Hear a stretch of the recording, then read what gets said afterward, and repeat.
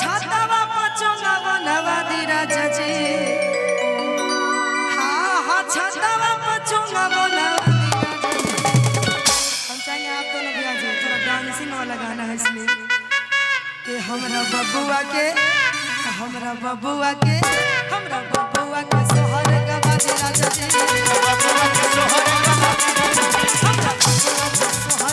दी राजा जी।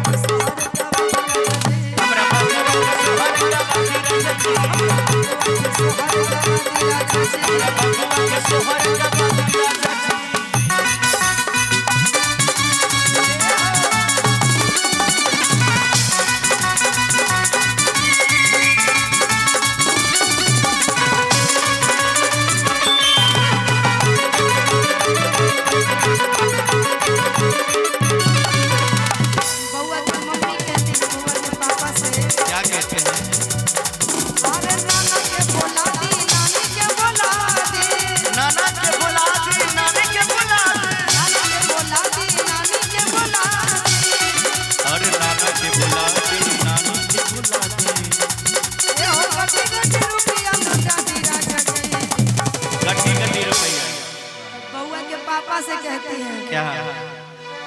है यो गड्डी गड्डी रुपया लुटा दी राजा जी हाँ लुटा दी राजा जी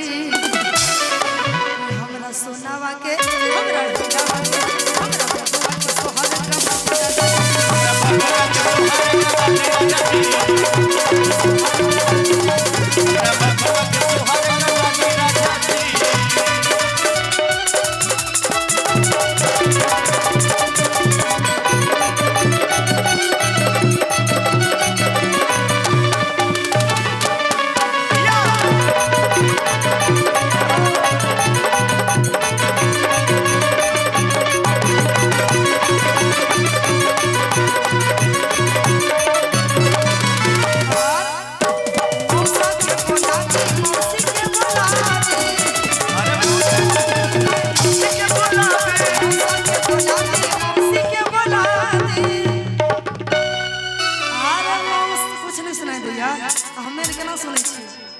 अंदाजे बजाओ की करबे अंदाजे बजाओ आगे से सुन के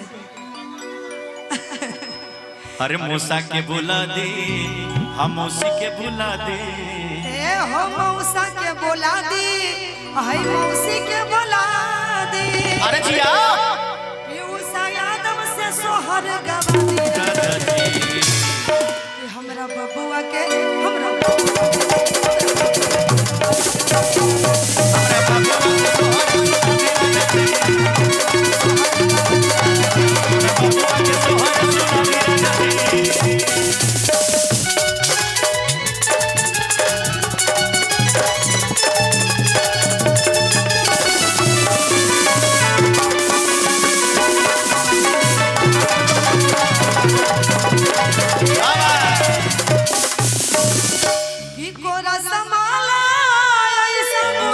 अरे जिया जिया कोरा समाला लइका बुझाला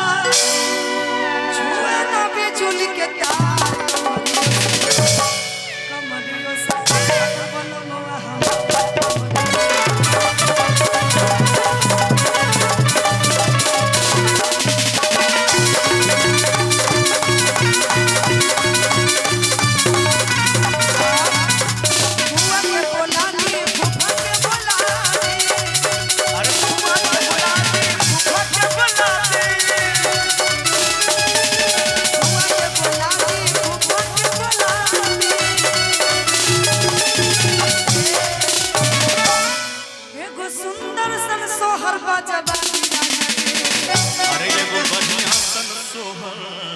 सुना दी राजा जी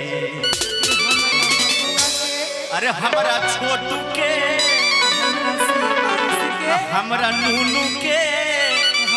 सुगवा के सोहर गवा हमरा सुगवा के सोहर